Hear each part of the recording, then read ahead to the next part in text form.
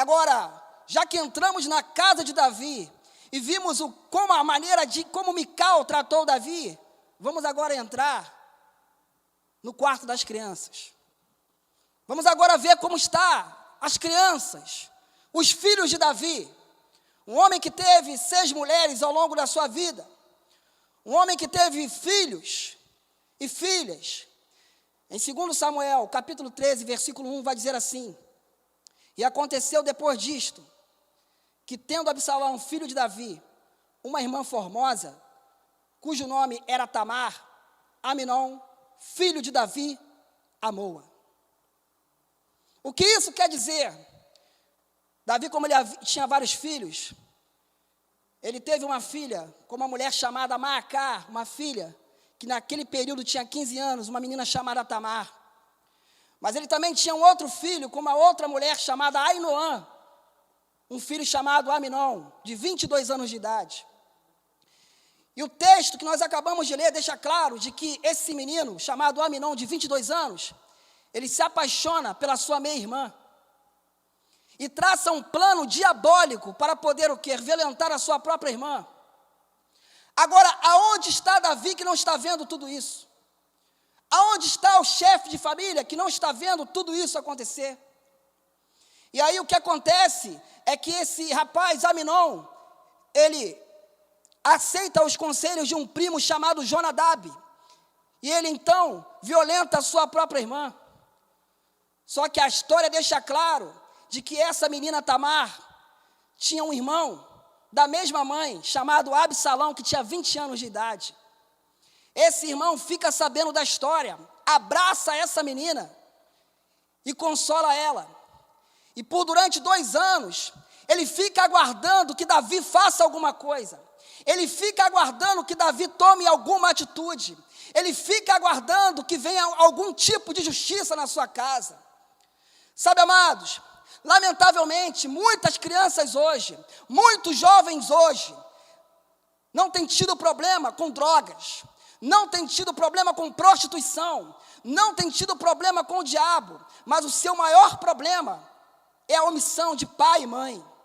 Sabe, amado, as coisas acontecem e, lamentavelmente, os pais, muitas vezes, por omissão, pecam.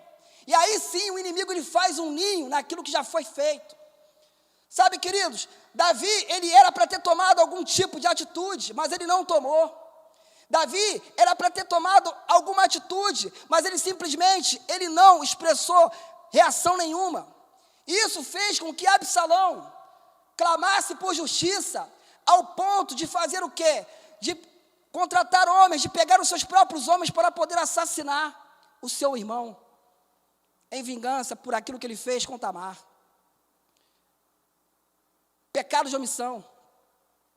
Muitos pais hoje têm sido negligentes. Muitos pais hoje não têm olhado para a sua casa. E não têm olhado por quê? Porque às vezes tiveram uma criação muito dura. Às vezes tiveram uma criação muito rígida no passado. E hoje acham que tem que dar liberdade para os seus filhos fazerem o que quiserem. Hoje, o seu filho e a sua filha já têm uma vida sentimental, às vezes com 13, 14, 15 anos, quando era para estar o quê? Pensando em se educar melhor, pensando em construir o seu futuro profissional, pensando em crescer em maturidade, pensando em crescer na graça e no conhecimento de Deus. Mas cadê o pai e a mãe? Às vezes está preocupado com o que dar o que de melhor, substituindo. Esse dia na internet eu vi uma cena muito triste. Uma jovem, eu não lembro o nome dela agora, mas estudante de psicologia, uma menina cheia de problemas psicológicos, uma menina com depressão, e ela é rejeitada pelo noivo poucos dias antes de casar. Eu não sei se você teve a oportunidade de ver isso. E aí ela decide se casar com ela mesma. E aí ela faz a festa de casamento e, segundo ela se casa com ela mesma. E no dia seguinte ela dá cabo da sua própria vida. Sabe, amados, família não é brincadeira. Família não é algo que a gente simplesmente vai lá e vê como vai ser. Não é isso. Família é coisa séria. Família é plano de Deus. E muitas pessoas estão brincando com Deus. Muitas pessoas estão sendo negligentes na sua casa, negligentes com seus filhos. Existem pais que estão ao alcance da minha voz hoje, que têm medo do seu filho e da sua filha. Ah, porque o problema dele vai ser resolvido no psicólogo. Ah, porque o problema dele é isso, o problema dele é aquilo. O problema dele, querido, às vezes é você que é omisso. É você que não tem pulso, é você que não tem voz ativa, é você que não tem autoridade para poder cuidar dessa sua família, meu amado. Porque no passado você teve uma vida difícil.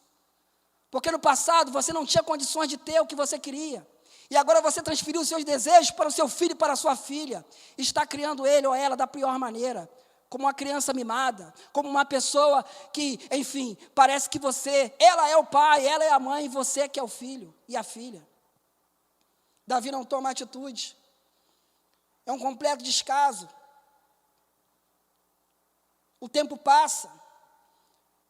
Absalão vai para a casa do seu avô, fica lá por 3 anos.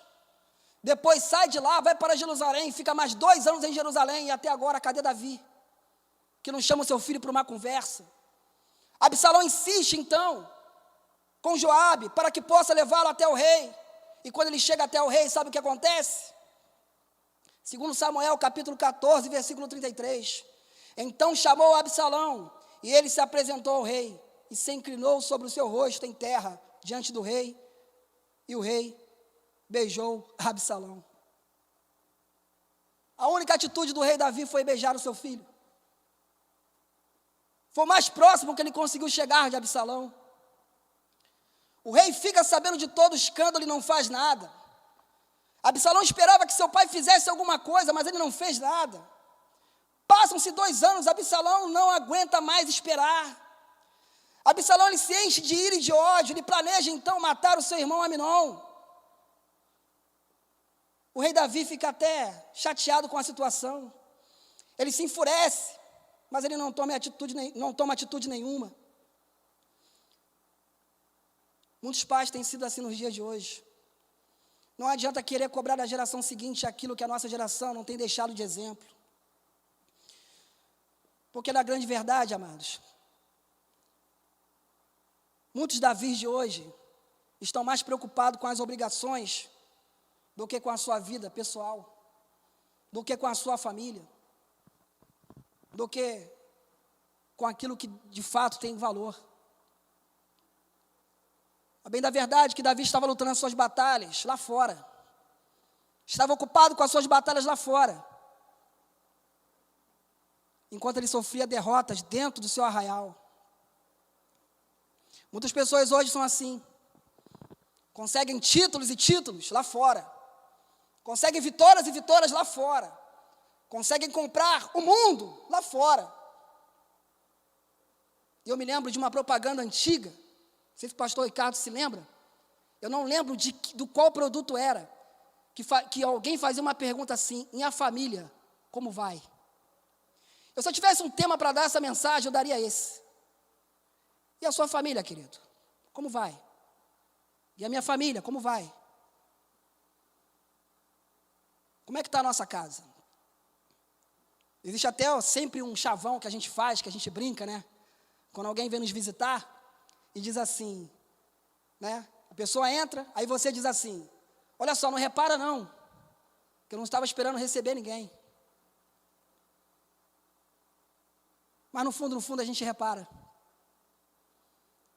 A gente repara quando Mical não está feliz. A gente repara quando Aminon está de olho em Tamar. E Jonadab está lá, dando maus conselhos. 1 Coríntios capítulo 15, versículo 33, vai dizer que as más conversações corrompem os bons costumes. Com quem teu filho está conversando? Com quem teu filho está falando? Com quem teu filho está se relacionando na internet?